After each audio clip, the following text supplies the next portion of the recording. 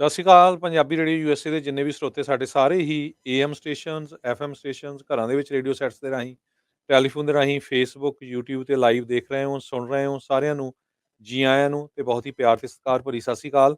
ਸਰੋਤਿਓ, ਅੱਜ ਜੂਨ ਦੀ 15 ਤਰੀਕ ਆ, ਦਿਨ ਸ਼ਨਿਚਰਵਾਰ ਆ ਤੇ ਤੁਹਾਡੇ ਲਈ ਸਵੇਰ ਦਾ ਅਪਡੇਟ ਇਮੀਗ੍ਰੇਸ਼ਨ ਪ੍ਰੋਗਰਾਮ ਲੈ ਕੇ ਹਾਜ਼ਰ ਹੋਏ ਆ।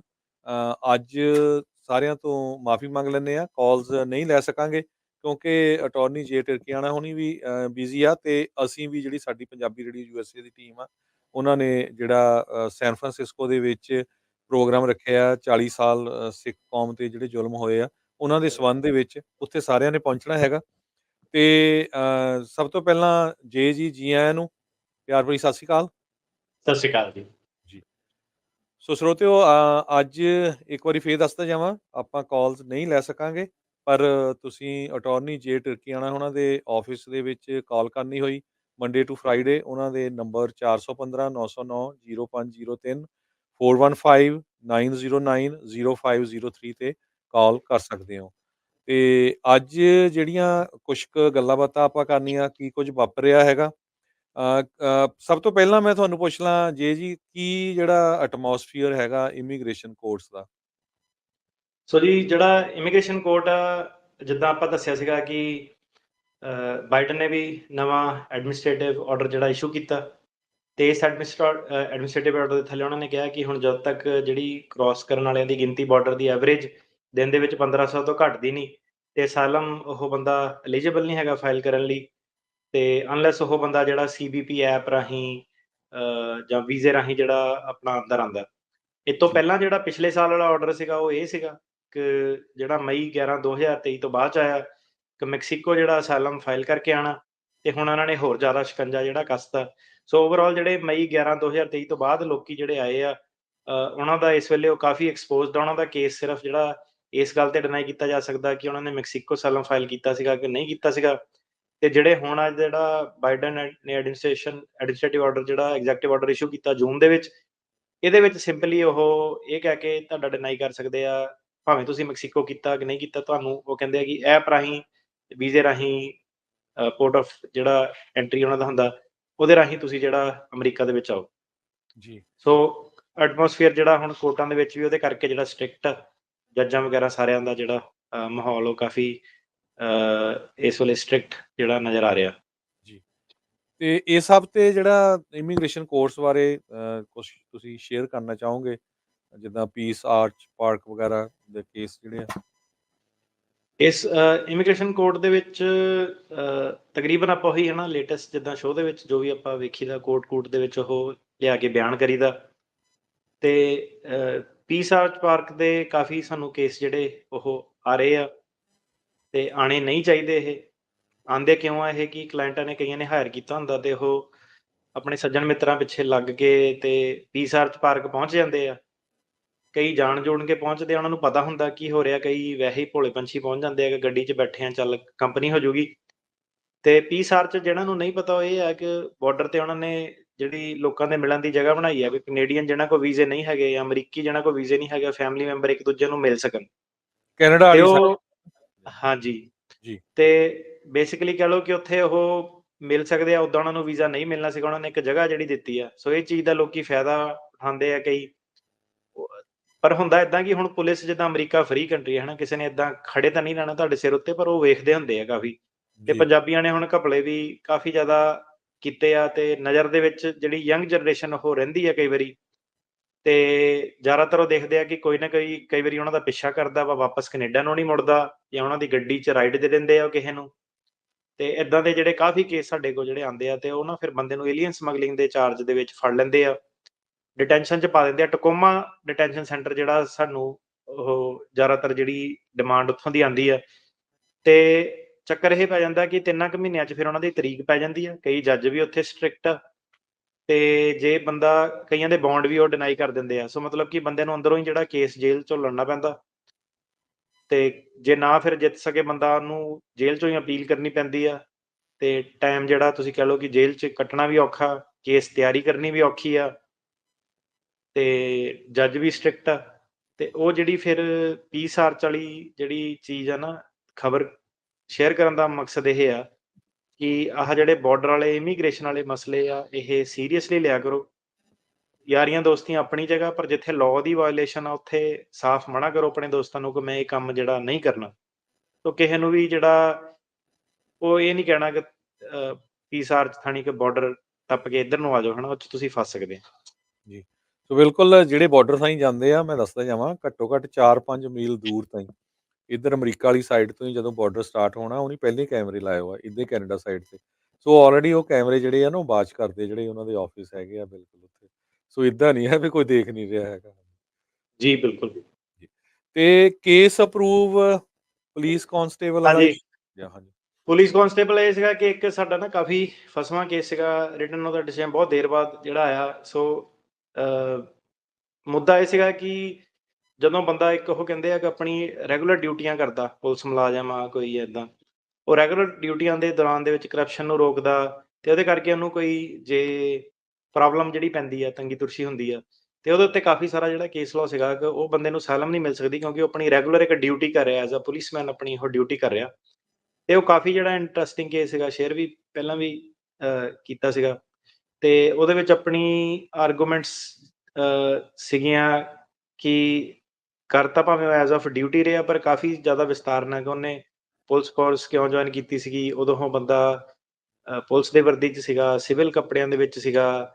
ਸੀਨੀਅਰ ਉਹਦੇ ਕੀ ਕਹਿੰਦੇ ਸੀਗੇ ਉਹਨੂੰ ਕਿ ਰੁਕ ਜਾ ਜਾਂ ਨਾ ਰੁਕੀ, ਉਹ ਆਪਣੇ ਸੀਨੀਅਰਾਂ ਦੀ ਉਹਨੇ ਗੱਲ ਮੰਨੀ ਕਿ ਨਹੀਂ ਮੰਨੀ। ਸੋ ਕਾਫੀ ਜਿਹੜੀ ਲੰਬੀ ਚੌੜੀ ਆਰਗੂਮੈਂਟ ਸੀਗੀ ਇਸ ਪੱਖੋਂ ਕਿ ਇਹ ਬੰਦੇ ਨੇ ਬਿਯੋਂਡ ਜਿਹੜਾ ਆਪਣਾ ਸਕੋਪ ਆਫ ਜਿਹੜਾ ਡਿਊਟੀ ਜਾ ਕੇ ਆਪਣੀ ਸਰਵਿਸ ਜਿਹੜੀ ਕੀਤੀ ਸੀਗੀ।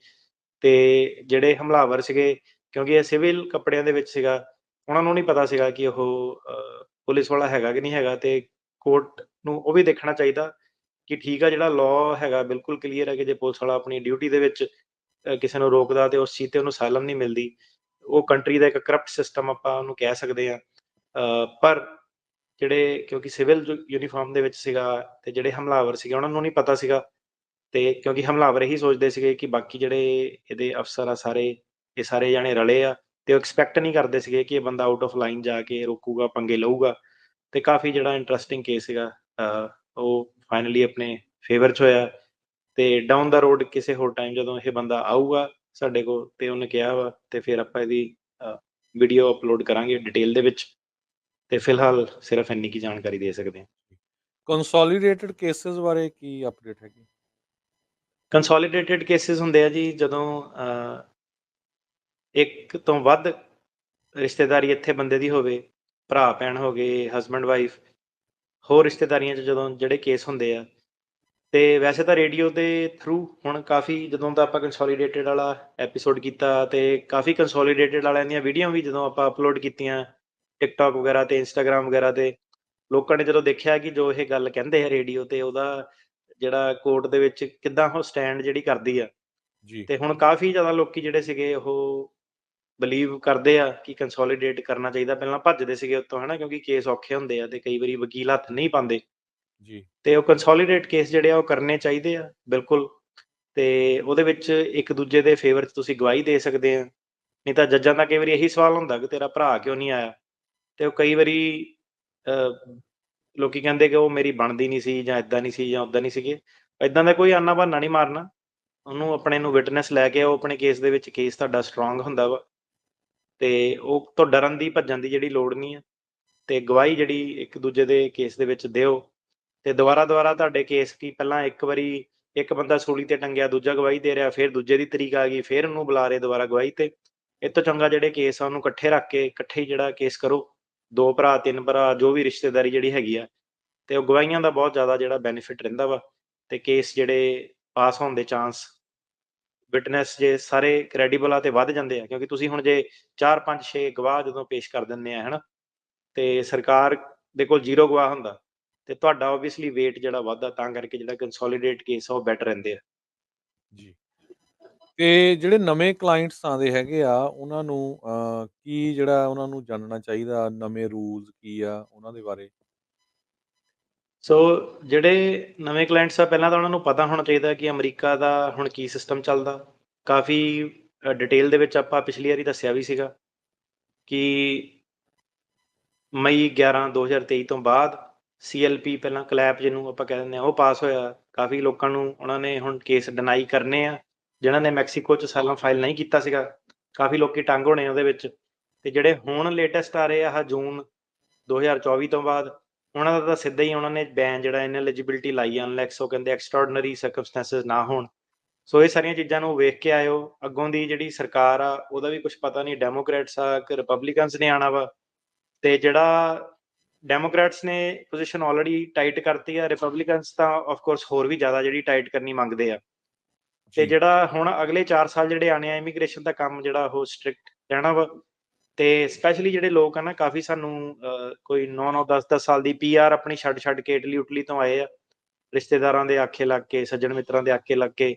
ਸੋ ਉਹ ਆਪਣੇ ਪੇਪਰ ਨਾ ਖਰਾਬ ਕਰੋ, ਜਿੱਥੇ ਹੈਗੇ ਆ ਉੱਥੇ ਟਿਕ ਕੇ ਰਹੋ। ਤੇ ਰਿਸੈਸ਼ਨ ਵੀ ਜਿਹੜਾ ਉਹ ਸ਼ੁਰੂ ਆ ਅਮਰੀਕਾ ਦੇ ਵਿੱਚ, ਜੌਬ ਦੀ ਵੀ ਮਾਰਾਮਾਰੀ ਆ। ਜਿਹੜੇ ਸਬਾ ਜਵਾਗ ਲੋਕਾਂ ਨੂੰ ਦਿਖਦੇ ਆ ਉਹ ਹੈ ਨਹੀਂ ਗੇ ਇੱਥੇ ਇਸ ਵੇਲੇ। ਤੇ ਜਿਹੜੀਆਂ ਪੈਸੇ ਦੀਆਂ ਸਟਰੀਮਾਂ ਸੀਗੀਆਂ, ਭਾਵੇਂ ਟਰੱਕਿੰਗ ਇੰਡਸਟਰੀ ਆ, ਭਾਵੇਂ ਕੁਛ ਆ, ਸਾਰੀਆਂ ਜਿਹੜੀਆਂ ਹੌਲੀ-ਹੌਲੀ ਹੁਣ ਡਰਾਈ ਹੋ ਗਈਆਂ ਇਸ ਵੇਲੇ। 2024 ਜੂਨ ਦੀ ਮੈਂ ਗੱਲ ਕਰਦਾ ਪਿਆ।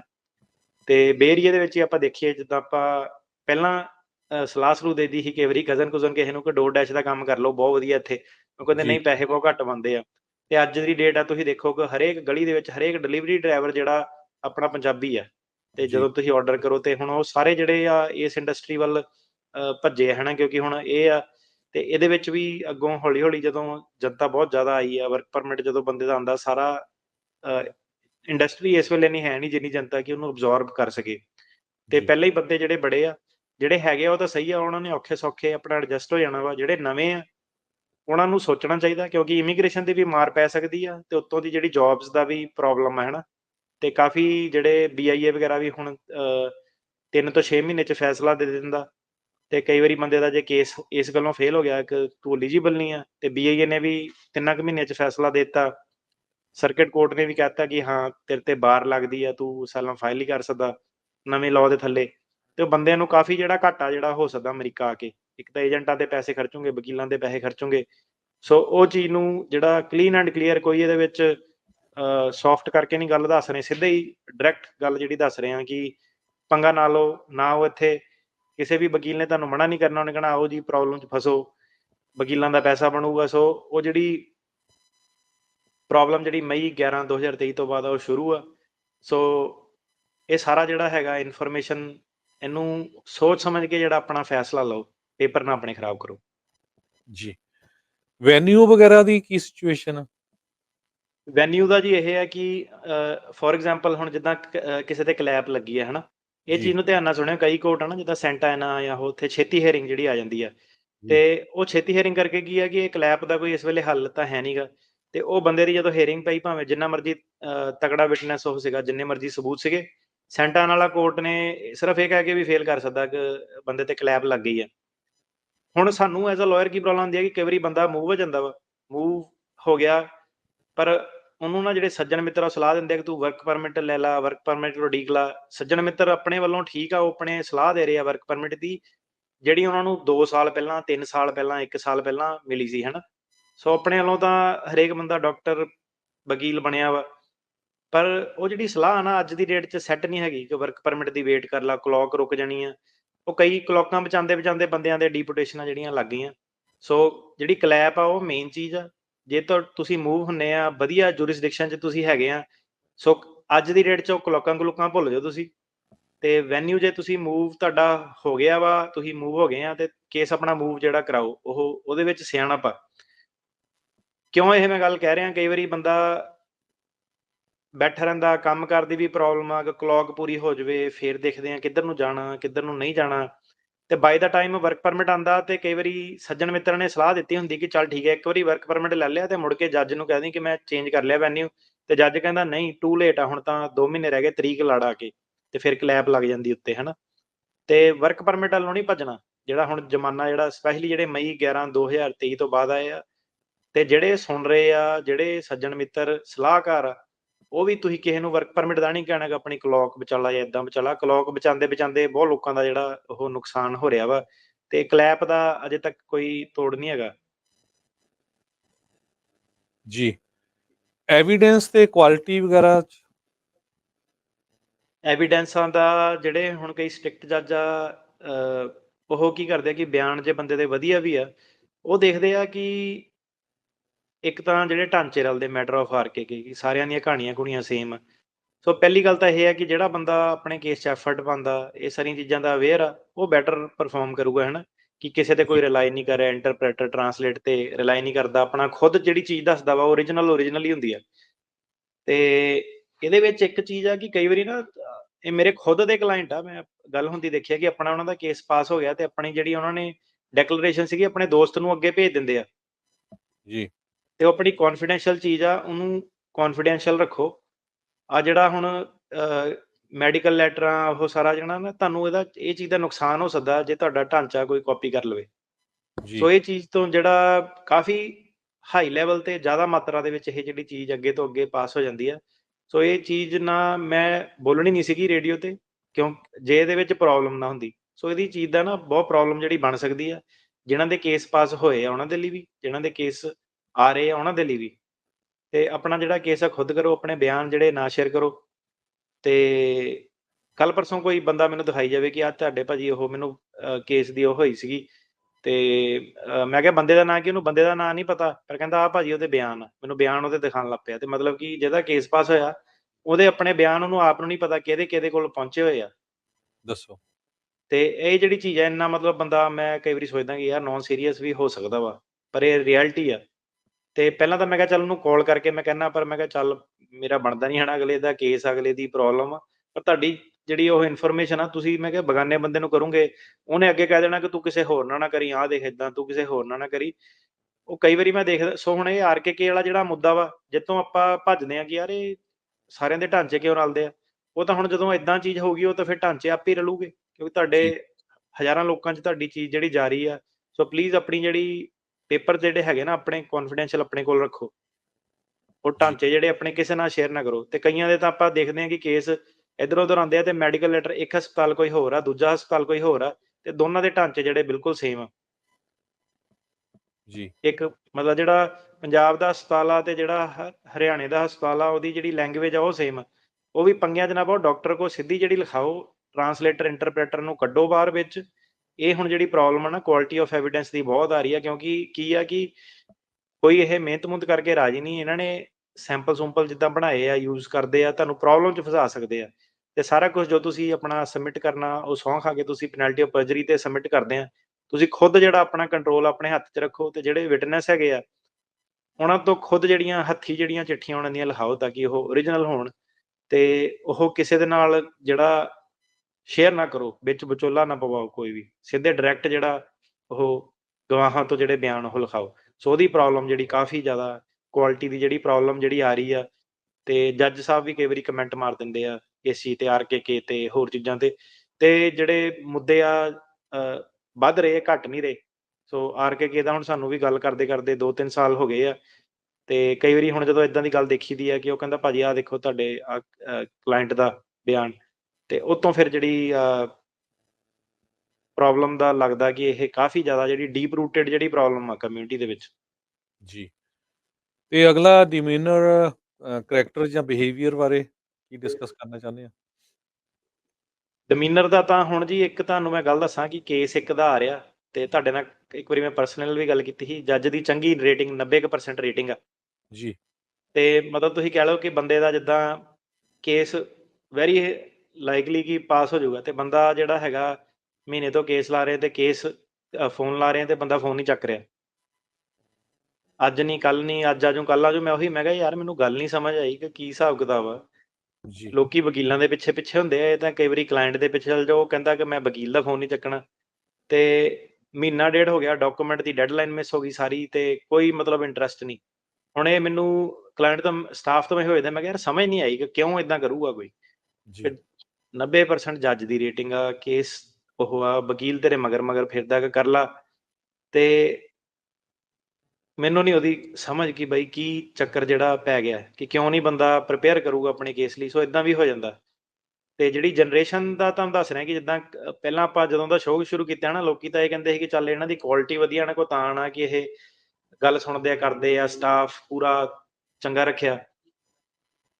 ਤੇ ਕਮਿਊਨਿਟੀ ਨੂੰ ਉਹ ਪ੍ਰੋਬਲਮ ਸੀਗੀ ਕਿ ਸਰਵਿਸ ਪ੍ਰੋਵਾਈਡਰ ਨਹੀਂ ਵਧੀਆ ਲੱਭਦਾ ਸੀਗਾ। ਤੇ ਜੀ, ਹੁਣ ਜਿਹੜੀ ਪ੍ਰੋਬਲਮ ਉਹ ਇਹ ਹੈ ਕਿ ਯੰਗ ਬੰਦੇ ਜਿੱਦਾਂ ਕਈ ਆਏ ਆ ਤੇ ਟੈਨਸ਼ਨ ਨਹੀਂ ਕਿ ਕੇਸ ਦਾ ਕੀ ਆ ਜਾਂ ਕਿੱਦਾਂ ਵਾ।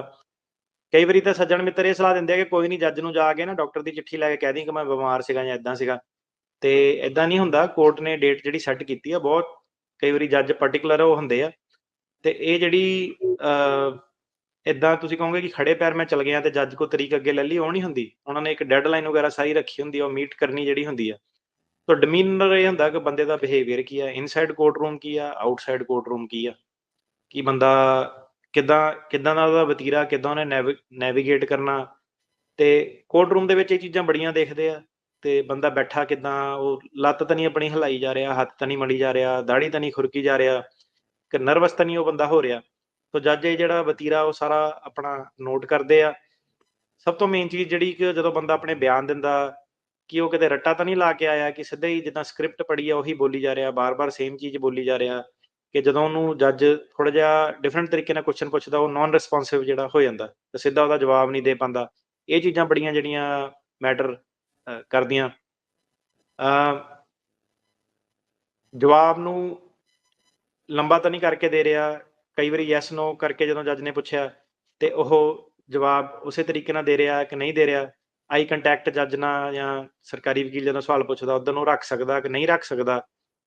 ਤੇ ਜੱਜ ਜਦੋਂ ਕੋਈ ਸਵਾਲ ਪੁੱਛੇ ਉਹ ਤੁਰੰਤ ਉਹਦਾ ਇਮੀਡੀਏਟ ਜਵਾਬ ਦਿੰਦਾ ਕਿ ਉਹ ਇੱਕ ਕੈਸਟ ਵਾਂਗੂ ਫਿਰ ਦੁਬਾਰਾ ਤੋਂ ਸ਼ੁਰੂ ਹੋ ਜਾਂਦਾ ਕਿ ਮੈਂ ਜਾ ਰਿਹਾ ਸੀਗਾ, ਗੱਡੀ ਰੁਕੀ। ਜੱਜ ਹੁਣ ਪੁੱਛ ਰਿਹਾ ਕਿ ਉਹਨੇ ਕਿਹਾ ਕੀ ਆ, ਤੇ ਜੱਜ ਫਿਰ ਕਹੂਗਾ ਤੈਨੂੰ ਯਾਰ ਜਦੋਂ ਸਿੱਧੇ ਪੁੱਛਿਆ ਕਿ ਦੱਸ ਕੀ ਕਿਹਾ, ਤੂੰ ਮੈਨੂੰ ਉਹ ਦੱਸ, ਤੂੰ ਦੁਬਾਰਾ ਕਿਉਂ ਦੱਸ ਰਿਹਾ ਕਿ ਇੰਨੀ ਤਰੀਕ ਨੂੰ ਮੇਲਾ ਸੀਗਾ, ਮੈਂ ਮੇਲੇ ਤੇ ਜਾ ਰਿਹਾ ਸੀਗਾ, ਹਨਾ।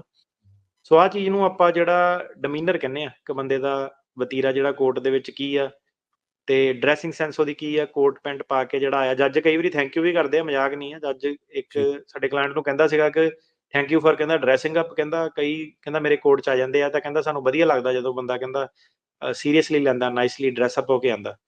ਸੋ ਉਹਦੇ ਤੁਹਾਨੂੰ ਆਫ ਕੋਰਸ ਉਹਦਾ ਮਕਸਦ ਹੁੰਦਾ ਕਿ ਸੀਰੀਅਸ ਟਾਈਮ ਸਿਰ ਜਾਓ, ਹਨਾ। ਆਪਣੇ ਡਾਕੂਮੈਂਟ ਜਿਹੜੇ ਆ ਪਹਿਲਾਂ ਹੀ ਆਰਗੇਨਾਈਜ਼ ਲੈ ਕੇ ਆਓ ਕਿ ਕਿਹੜੇ-ਕਿਹੜੇ ਡਾਕੂਮੈਂਟ ਕਿੱਦਾਂ ਵਾ। ਉਹਨਾਂ ਨੇ ਓਰੀਜਨਲ ਤੁਹਾਡੇ ਕੋਲ ਮੰਗਣੇ ਆ, ਸੋ ਸਾਰਾ ਥੱਦਾ ਆਪਣਾ ਜਿਹੜਾ ਤਿਆਰ ਕਰਕੇ ਦੇਖ ਕੇ ਰੱਖੋ। ਕਈ ਵਾਰੀ ਏਦਾਂ ਪੋਟਲੀ ਬਣਨੀ ਹੁੰਦੀ ਆ, ਜਨਤਾ ਬੂਟ ਹਾਊਸ ਦਾ ਪੀਲੇ ਰੰਗ ਦਾ ਲਿਫਾਫਾ, ਲਿਫਾਫੇ ਦੇ ਵਿੱਚ ਹੋਰ ਲਿਫਾਫੇ, ਉਹ ਹੌਲੀ-ਹੌਲੀ ਬੰਦਾ ਖੋਲਣ ਲੱਗਾ, ਉਹਦੇ ਵਿੱਚ ਕੱਲਾ-ਕੱਲਾ ਐਨਵੈਲਪ ਦੇ ਵਿੱਚ ਡਾਕੂਮੈਂਟ ਰੱਖੇ ਆ, ਡਾਕੂਮੈਂਟ ਲੈਮੀਨੇਟ ਕਰਾਏ ਆ, ਹਨਾ। ਕਿ ਜਿੱਦਾਂ ਇੰਡੀਆ 'ਚ ਹੁੰਦਾ, ਉਹ ਕਈ ਵਾਰੀ ਤਾਂ ਇਮੀਗ੍ਰੇਸ਼ਨ ਵਾਲੇ ਐਕਸੈਪਟ ਵੀ ਨਹੀਂ ਕਰਦੇ। ਜੀ, ਤੇ ਆ ਜਿਹੜੀ ਇੰਡੀਆ ਲੈਮੀਨੇਟ ਲੂਮੀਨੇਟ ਕਰਾ ਕੇ ਆ, ਇੱਥੇ ਪਹਿਲੀ ਗੱਲ ਤਾਂ ਇੱਥੇ ਕਿਹੜਾ ਕੋਈ ਹੜ ਆ ਜਾਣਾ ਜਾਂ ਉਹ ਆ। ਜਿੱਦਾਂ ਜੀ, ਓਰੀਜਨਲ ਡਾਕੂਮੈਂਟਾਂ ਨੂੰ ਓਰੀਜਨਲ ਹੀ ਰੱਖਣਾ ਵਾ। ਜਦੋਂ ਤੁਸੀਂ ਲੈਮੀਨੇਟ ਕਰਦੇ ਆ, ਉਹਦੀ ਅਥੈਂਟਿਸਿਟੀ ਕੁਐਸਚਨ ਹੋ ਜਾਂਦੀ ਆ, ਉਹਨੂੰ ਇੱਥੇ ਫੋਰੈਂਸਿਕ ਦੇ ਵਿੱਚ ਐਨਾਲਿਸਿਸ ਨਹੀਂ ਕਰ ਸਕਦੇ। ਸੋ ਜਿਹੜੀਆਂ ਉਹ ਇੰਡੀਆ ਵਾਲੇ ਸਿਸਟਮ ਆ, ਉਹਨੂੰ ਤਿਆਗੋ। ਜਿਹੜਾ ਆਪਣਾ ਪ੍ਰੋਪਰ ਜਿਹੜਾ ਡਾਕੂਮੈਂਟ ਆ, ਉਹ ਸਾਰੇ ਇਕੱਠੇ ਕਰਕੇ ਆਰਗੇਨਾਈਜ਼ ਕਰਕੇ ਟੈਬ ਕਰਕੇ ਲੈ ਕੇ ਜਾਓ ਕਿ ਜਦੋਂ ਸਰਕਾਰੀ ਵਕੀਲ ਨੇ ਕਹਿਣਾ ਕਿ ਜਿਹੜੇ ਤੇਰੇ ਡਾਕੂਮੈਂਟ ਆ ਸਾਰੇ ਮੈਨੂੰ ਦੇ ਦੇ, ਤੇ ਉਹਨੂੰ ਫਟਾਫਟ ਜਿਹੜੀ ਥੱਦੀ ਫੜਾ ਦਿਓ। ਇਹ ਨਹੀਂ ਕਿ ਫੇ ਲਿਫਾਫਾ ਖੁੱਲ ਰਿਹਾ, ਕਦੀ ਕੁਛ ਖੁੱਲ ਰਿਹਾ, ਕਦੀ ਕੁਛ ਖੁੱਲ ਰਿਹਾ। $20-25 ਦਾ ਫੋਲਡਰ ਆਉਂਦਾ, ਇੱਕ ਵਧੀਆ ਨਾਈਸ ਜਿਹਾ ਟੈਚੀ ਸਟਾਈਲ ਜਿਹਾ ਦਾ ਹੁੰਦਾ ਵਾ, ਇੱਥੋਂ ਕਿਤੋਂ ਵੀ ਆਫਿਸ ਡਿਪੋ ਤੋਂ ਲੈ ਲਓ। ਤੇ ਉਹ ਲੈ ਕੇ ਸੂਟ ਬੂਟ ਨਾਲ ਜਿਹੜਾ ਮੈਚਿੰਗ ਜਿਹਾ ਕਰਕੇ ਪੂਰਾ ਆਪਣੀ ਟੌਰ ਨਾਲ ਜਾਓ, ਜਿੱਦਾਂ ਪਤਾ ਨਾ ਲੱਗੇ ਕਿ ਵਕੀਲ ਕੌਣ ਆ, ਕਲਾਇੰਟ ਕੌਣ। ਜੀ। ਸੋ ਬਿਲਕੁਲ ਜਿਸ ਤਰ੍ਹਾਂ ਮੈਂ ਪਹਿਲਾਂ ਵੀ ਇੱਕ ਵਾਰੀ ਡਿਸਕਸ ਕੀਤਾ ਸੀ, ਜਦੋਂ ਤੁਸੀਂ H1 ਜਾਂ ਜਿਹੜੇ ਬਿਜ਼ਨਸ ਵੀਜ਼ੇ ਤੋਂ ਇੱਧਰ ਪੰਜਾਬੀਆਂ ਵੱਲ ਪੋਲੀਟੀਕਲ ਅਸਾਈਲਮ ਵਾਲੇ ਫੀਲਡ 'ਚ ਆਏ ਸੀ, ਤੇ ਉਸ ਟਾਈਮ ਵੀ ਆਪਾਂ ਫਿਕਰ ਕਰਦੇ ਸੀ ਵੀ ਜਿਹੜੇ ਪੰਜਾਬੀ ਆ, ਆਪਾਂ ਸਾਰਿਆਂ ਨੂੰ ਜਿਹੜੀ ਆਦਤ ਆ ਉਹ ਇੱਦਾਂ ਦੀ ਹੁੰਦੀ ਆ ਵੀ ਪੇਪਰ ਨਹੀਂ ਆਪਾਂ ਇਕੱਠੇ ਕਰਦੇ ਹੈਗੇ। ਸੋ ਅੱਜ ਦਾ ਸ਼ੋਅ ਦਾ ਵੀ ਮੈਨੂੰ ਲੱਗਦਾ ਵੀ ਮੇਨ ਮਕਸਦ ਸਾਡਾ ਇਹੀ ਆ ਵੀ ਭਾਈ ਜਿਨ੍ਹਾਂ ਨੇ ਪੋਲੀਟੀਕਲ, ਜੇ ਤੁਸੀਂ ਮਹਾਰਾਜ ਦੀ ਕਿਰਪਾ ਨਾਲ ਆ ਗਏ ਆ ਹੁਣ ਮੁਲਕ ਦੇ ਵਿੱਚ, ਤੁਹਾਡਾ ਕੇਸ ਲੱਗ ਗਿਆ ਤੇ ਉਹਨੂੰ ਤਿਆਰੀ ਜਿਹੜੀ ਆ ਚੰਗੇ ਤਰੀਕੇ ਨਾਲ ਕਰੋ। ਪੰਜਾਬੀ ਰੇਡੀਓ USA ਨੂੰ ਸੁਣਿਆ ਕਰੋ, ਗੁਰਬਾਣੀ ਦਾ, ਗੁਰੂ ਸਾਹਿਬ ਦਾ, ਤੁਹਾਡੇ ਕਲਚਰ ਦਾ, ਇਹ ਸਾਰਾ ਤੁਹਾਨੂੰ ਨੌਲੇਜ ਹੋਣਾ ਚਾਹੀਦਾ। ਕੀ ਕੁਝ ਵਾਪਰਿਆ ਬੰਦੀ ਸਿੰਘਾਂ ਦਾ, ਸਾਰਾ ਕੁਛ ਲੈ ਕੇ ਪੋਲੀਟੀਕਲੀ ਅੱਜ-ਕੱਲ੍ਹ ਕੀ ਵਾਪਰ ਰਿਹਾ ਹੈਗਾ, ਇਹ ਸਾਰਾ ਕੁਝ ਜੇ ਤੁਸੀਂ ਰੇਡੀਓ ਸੁਣਦੇ ਹੈਗੇ ਆ, ਅਖਬਾਰਾਂ ਪੜ੍ਹਦੇ, ਤੁਹਾਨੂੰ ਪਤਾ ਲੱਗਦਾ ਹੈਗਾ। ਜੇ ਕੋਈ 5-7 ਮਹੀਨੇ ਜਾਂ ਸਾਲ ਸੋਸ਼ਲ ਮੀਡੀਆ ਨਾ ਵੀ ਦੇਖਿਆ, ਕਿਸੇ ਨੇ ਮਰ ਨਹੀਂ ਜਾਣਾ। ਕੁਛ ਨਹੀਂ ਜੀ, ਹੋਣਾ ਹੈਗਾ। ਸੋ ਸਾਰਾ ਫੋਕਸ ਇਹਦੇ ਤੇ ਹੋਣਾ ਚਾਹੀਦਾ। ਨਹੀਂ ਤਾਂ ਫਿਰ ਜੇ ਜਿਸ ਹਿਸਾਬ ਨਾਲ ਤੁਸੀਂ ਵੀ ਡਿਸਕਸ ਕਰਦੇ ਰਹਿੰਦੇ, ਜਦੋਂ ਉਹਨਾਂ ਨੂੰ ਪਤਾ ਲੱਗਦਾ ਵੀ ਯਾਰ ਇਹਦਾ ਝੂਠਾ ਕੇਸ ਆ ਇੱਦਾਂ, ਫਿਰ ਉਹ ਪੂਰੀ ਕਮਿਊਨਿਟੀ ਦਾ ਜਿਹੜਾ ਰੈਪੂਟੇਸ਼ਨ ਆ ਉਹਦੇ ਤੇ ਅਸਰ ਪੈ ਜਾਂਦਾ ਹੈਗਾ। ਨਹੀਂ ਤਾਂ ਜਦੋਂ ਤੁਸੀਂ ਪੂਰੀ ਪ੍ਰੀਪੇਅਰ ਆ, ਸਾਰਾ ਕੁਝ ਦੱਸ ਰਹੇ ਆ, ਹਾਲਾਂਕਿ ਪੂਰਾ ਹੁਣ ਅਮਰੀਕਾ ਸਰਕਾਰ ਨੂੰ ਪਤਾ ਹੈ ਪਿਛਲੇ 5-6 ਮਹੀਨਿਆਂ 'ਚ ਜੋ ਕੁਝ ਹੋਇਆ ਵੀ ਜੋ ਸਿੱਖਾਂ ਨਾਲ ਹੋ ਰਿਹਾ ਉਹ ਬਿਲਕੁਲ ਸਹੀ ਆ। ਸੋ ਜਿਹੜਾ ਹੁਣ ਹਰ ਇੱਕ ਬੰਦਾ ਜਿਹਨੇ ਕੇਸ ਅਪਲਾਈ ਕੀਤਾ ਆ, ਪਲੱਸ ਜਿਸ ਹਿਸਾਬ ਨਾਲ ਜੇ ਹੁਣੀ ਕਹਿ ਰਹੇ ਆ ਵੀ ਭਈ ਹੁਣ ਤੁਸੀਂ ਨਾ ਆਓ, ਦੇਖੋ ਇੱਥੇ ਇਕੋਨਮੀ ਬੜੀ ਬੈਡ ਆ, ਆਪਾਂ ਪਿਛਲੇ ਦਿਨਾਂ ਤੋਂ ਖਬਰਾਂ ਕਰਦੇ ਆ ਰਹੇ ਆ, ਲੇ ਆਫ ਬੜੀ ਹੋ ਰਹੀ ਆ, ਜਿਸ ਇੰਡਸਟਰੀ 'ਚ ਆਪਣੇ ਬੰਦੇ ਹੈਗੇ, ਟਰੱਕਿੰਗ ਇੰਡਸਟਰੀ ਦਾ ਬੁਰਾ ਹਾਲ ਆ। ਰੈਸਟੋਰੈਂਟਸ ਦੀ ਆਪਾਂ ਕੱਲ੍ਹ ਹੀ ਨਿਊਜ਼ ਕੀਤੀ ਆ ਵੀ ਰੈਸਟੋਰੈਂਟਸ ਦੀ ਸੇਲਸ ਬਹੁਤ ਘੱਟ ਗਈ ਆ, ਜਦੋਂ ਮਿਨੀਮਮ ਵੇਜਸ ਬਹੁਤ ਹਾਈ ਹੋ ਗਏ। ਸੋ ਜੋਬਸ ਲੱਭਣੀਆਂ ਬੜੀਆਂ ਹਾਈ, ਜਿਹੜੀਆਂ ਔਖੀਆਂ ਆ, ਰੈਂਟ ਬੜੇ ਹਾਈ ਹੈਗੇ ਆ। ਸੋ ਐਵੇਂ ਹੀ ਇੱਕ ਦੂਜੇ ਦੇ ਪਿੱਛੇ ਲੱਗ ਕੇ ਨਹੀਂ ਇੱਦਾਂ ਕਰਨਾ ਚਾਹੀਦਾ ਹੈਗਾ। ਪੂਰੀ ਰਿਸਰਚ ਕਰਕੇ ਜਿਹੜਾ ਆ ਜੋ ਵੀ ਤੁਹਾਨੂੰ ਦੇਖਣਾ ਚਾਹੀਦਾ। ਸੋ ਸਾਡਾ ਸ਼ੋਅ ਕਰਨ ਦਾ ਮਤਲਬ ਇਹੀ ਆ ਵੀ ਹੁਣ ਇਹ ਜਿੰਨੇ ਵੀ ਸਾਡੇ ਲਿਸਨਰ ਆ, ਇਹ ਤਾਂ ਹੈ ਨਹੀਂ ਵੀ ਸਾਰੇ ਜੇ ਟਰਕੀਆਣਾ ਉਹਨਾਂ ਦੀ ਕਸਟਮਰ ਆ। ਆਮ ਜਿੰਨੀ ਲੋਕ ਜਿਹੜੇ ਸਾਡੇ ਸਰੋਤੇ ਸੁਣ ਰਹੇ ਆ, ਤੁਹਾਡਾ ਕੋਈ ਵੀ ਵਕੀਲ ਹੈਗਾ, ਤੁਸੀਂ ਸ਼ੋਅ ਪੂਰੇ ਸੁਣਿਆ ਕਰੋ। ਪਿਛਲੇ 3-4 ਸਾਲਾਂ ਦੇ ਸ਼ੋਅ ਸਾਰੇ ਪੰਜਾਬੀ ਰੇਡੀਓ ਯੂਐਸਏ ਦੇ ਉੱਤੇ ਪਏ ਹੈਗੇ ਆ। ਉਹਦੇ ਨਾਲ ਤੁਸੀਂ ਬਹੁਤ ਵਧੀਆ ਤਰੀਕੇ ਦੇ ਨਾਲ ਜਿਹੜਾ ਪ੍ਰਿਪੇਅਰ ਹੋ ਜਾਓਗੇ। ਤੇ ਇੱਕ ਇਹ ਵਾਰੀ ਫੇਰ ਲਿਸਨਰ ਤਾਂ ਬਹੁਤ ਵਧੀਆ ਵਾ ਆਪਣੇ। ਜੀ, ਜਿਹੜੇ ਆਪਣੇ ਕਲਾਇੰਟ ਆ ਉਹੀ ਨਹੀਂ ਸੁਣਦੇ। ਉਹ ਕਹਿੰਦੇ ਚੱਲ ਕੇਸ ਇਹਨੂੰ ਦੇ ਦਿੱਤਾ, ਇਹਨੇ ਆਪ ਹੀ ਕਰ ਦੇਣਾ ਹੈ ਨਾ। ਮੈਂ ਕਿਹਾ ਗਤੀਵਿਧੀਆਂ 0, ਸੋਸ਼ਲ ਮੀਡੀਆ ਦੀਆਂ ਪੋਸਟ 0। ਤੇ ਆ ਜਿਹੜੇ ਹੁਣ ਪਿਛਲੇ 6 ਦਿਨਾਂ ਦੇ ਵਿੱਚ ਤੁਸੀਂ ਯਕੀਨ ਮੰਨਿਓ ਕਿ ਜੱਜ ਜਿਹੜੇ ਹੈਗੇ ਆ ਸਾਰੇ, ਹੁਣ ਇੰਡੀਆ ਐਡੀ ਵੱਡੀ ਕੰਟਰੀ ਹੈ ਨਾ, ਕਿ CNN ਤੇ ਬੰਦਾ ਬੇਸਿਕ ਜਿਹੜੀ ਖਬਰ ਪੜ੍ਹ ਲਵੇ, ਉਹਨੂੰ ਪਤਾ ਕਿ ਕਿਹੜੀ ਪਾਰਟੀ ਜਿੱਤੀ ਹੈ, ਰਾਈਟ। ਜੀ, ਤੇ ਬੰਦੇ ਦਾ ਹੁਣ ਕੇਸ ਹੋਵੇ ਕਿ ਭਾਈ ਫਲਾਨੀ ਪਾਰਟੀ ਤੰਗ ਕਰਦੀ ਹੈ, ਤੇ ਜੱਜ ਸਵਾਲ ਪੁੱਛਦਾ ਕਿ ਕਿਹੜੀ ਪਾਰਟੀ ਜਿੱਤੀ ਹੈ, ਹਨਾ। ਇੰਡੀਆ ਦੇ ਵਿੱਚ ਕਿਸੇ ਨੂੰ ਉਹ ਨਹੀਂ ਪਤਾ ਕਿ ਸੀਟਾਂ ਕਿੰਨੀਆਂ, ਕਾਹਦੀ ਇਲੈਕਸ਼ਨ ਸੀਗੀ, ਨੈਸ਼ਨਲ ਇਲੈਕਸ਼ਨ। ਉਹ ਕਈ ਵਾਰੀ ਜੱਜ ਸਵਾਲ ਪੁੱਛ ਲੈਂਦਾ ਕਿ ਯਾਰ ਪੰਜਾਬ 'ਚ ਕਿਹੜੀ ਪਾਰਟੀ ਆ, ਤੇ ਉਹਨਾਂ ਨੂੰ ਲੱਗਦਾ ਕਿ ਪੰਜਾਬ ਦੇ ਚੋਣਾਂ ਹੋਈਆਂ ਕਿਤੇ ਉਹ ਹਾਰ ਗਈ, ਤੇ ਉਹਨੂੰ ਪਤਾ ਕਿ ਨਹੀਂ ਬੀਜੇਪੀ ਨਾਲ ਧੱਕਾ ਹੋਇਆ ਤੇ ਏਦਾਂ, ਤੇ ਉਹ ਬੰਦਾ ਕਹਿੰਦਾ ਕਿ ਪੰਜਾਬ 'ਚ ਕਾਂਗਰਸ ਪਾਰਟੀ ਜਿੱਤ ਗਈ। ਤੇ ਉਹ ਕਹਿੰਦਾ ਕਿ ਕਾਂਗਰਸ ਤੇ ਸੀਐਮ ਕੌਣ ਆ? ਸੀਐਮ ਕਹਿੰਦਾ ਭਗਵੰਤ ਮਾਨ ਆ। ਤੇ ਕਹਿੰਦਾ ਉਹ ਕਿਹੜੀ ਪਾਰਟੀ ਦਾ? ਕਹਿੰਦਾ ਆਮ ਆਦਮੀ ਪਾਰਟੀ ਦਾ। ਕਹਿੰਦਾ ਤੇ ਫੇਰ ਕਹਿੰਦਾ ਜੇ ਜਿੱਤੀ ਕਾਂਗਰਸ ਪਾਰਟੀ ਹੈ ਤਾਂ ਸੀਐਮ ਕਿੱਦਾਂ ਉਹਦਾ? ਕਹਿੰਦਾ ਨਹੀਂ ਅੱਛਾ, ਫੇਰ ਸੋਚੀ ਪਿਆ ਉੱਥੇ ਕਿ ਨਹੀਂ ਇਹ ਤਾਂ ਪਾਰਟੀ ਉਹ ਸੀ। ਕਹਿੰਦਾ ਇਲੈਕਸ਼ਨ ਕਿਹਦੇ ਆ?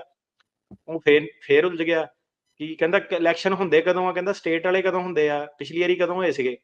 ਉਹਨੂੰ ਉਹ ਨਾ ਯਾਦ ਆਵੇ। ਕਹਿੰਦਾ ਉਸ ਤੋਂ ਪਹਿਲਾਂ ਕਦੋਂ ਹੋਏ ਸੀਗੇ? ਉਹ ਬੰਦਾ ਇਦਾਂ ਕਨਫਿਊਜ਼ ਹੋਇਆ ਕਿ ਇਲੈਕਸ਼ਨ ਕੁਛ ਨਹੀਂ ਪਤਾ ਕਿ ਪੋਲੀਟੀਕਲ ਅਸਾਈਲਮ ਦਾ ਕੇਸ ਆ। ਹੁਣ ਉਹਨੇ ਇਲੈਕਸ਼ਨ ਤੇ ਤਾਂ ਸਵਾਲ ਜਵਾਬ ਪੁੱਛਣਾ ਹੀ ਹੈ, ਹਨਾ। ਬਿਲਕੁਲ ਪੋਲਿਟਿਕਸ ਦਾ ਤਾਂ ਪਤਾ ਹੋਣਾ ਚਾਹੀਦਾ ਵੀ ਕੀ ਹੋ ਰਿਹਾ, ਕੋਈ ਹਨਾ। ਉਹਨੇ ਗੱਡੀਆਂ ਦੇ ਮਾਡਲ ਜਾਂ ਗਾਣਿਆਂ ਦਾ ਥੋੜਾ ਨਾ ਉਹਨੇ ਪੁੱਛਣਾ, ਹਨਾ। ਜੀ, ਤਾਂ ਹੁਣ ਇਦਾਂ ਹੈ ਕਿ ਜਿੰਨੀ ਭਾਈ ਅਟੈਂਸ਼ਨ ਤੁਸੀਂ ਆ ਸਿੰਗਰਾਂ ਨੂੰ ਦਿੰਨੇ ਆ ਨਾ, ਚੱਕ ਲੋ ਵਾਲੇ ਗੀਤਾਂ ਨੂੰ, ਤੇ ਇਹ ਹੈਗੇ ਸਿਰਫ ਐਂਟਰਟੇਨਰ।